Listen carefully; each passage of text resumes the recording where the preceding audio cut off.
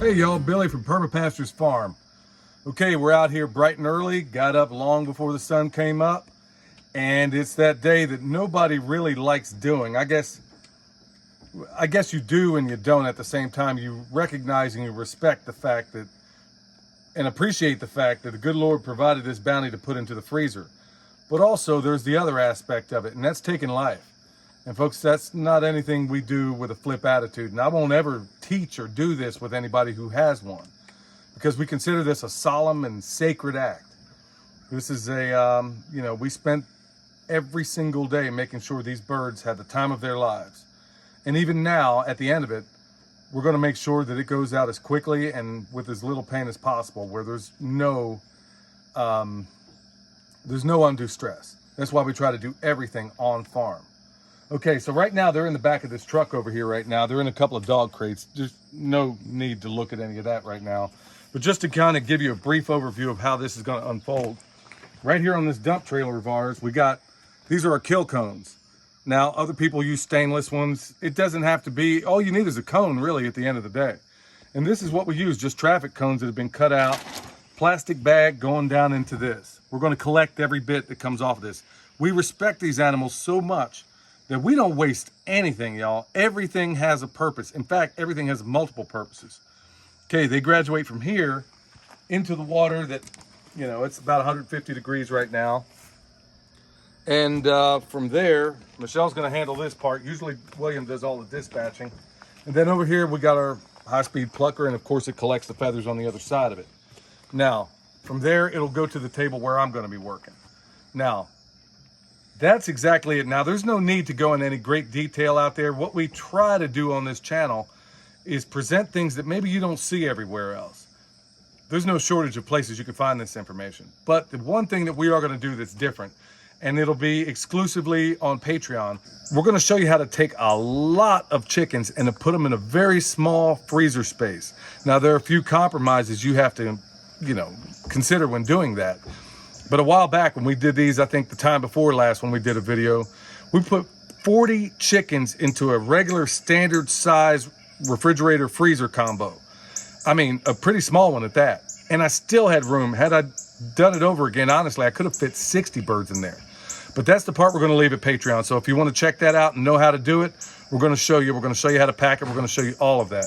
But right now, folks, this is where in that chicken tractor on steroid system, remember, we had a laying flock and we had a meat flock. We decided to go ahead and take all the roosters out, which is what we've done. We got one left in there, and that's our rooster, Persimmon Phil. He's staying in there. And then total, I think we have about 28 birds, and all 28 birds will be integrated into one cohesive system. And then we're going to show you how, and then it's going to be a laying system exclusively. And we're going to show you how you can do this too. So folks, it's an exciting day. We're going to get this going.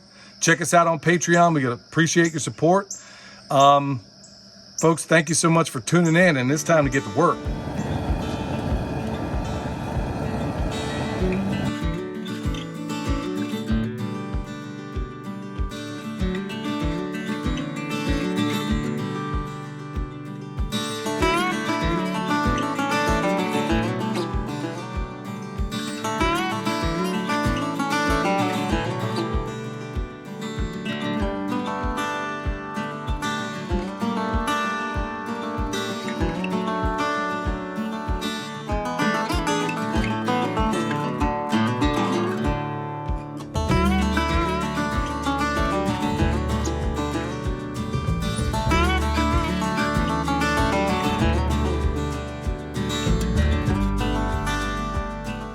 All right, y'all. We got a number of birds right here in this tub, whatever you want to call it. Okay, here's what we do. We put apple cider vinegar in there, and I use well water because it's exactly the temperature I want.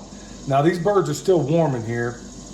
We got it all done in like no time at all, but what I want to do, I'm gonna go ahead and let them fill up, let this temperature kind of equalize a little bit. That's the cool thing about water, y'all. The high specific heat will help cool them down pretty doggone quick.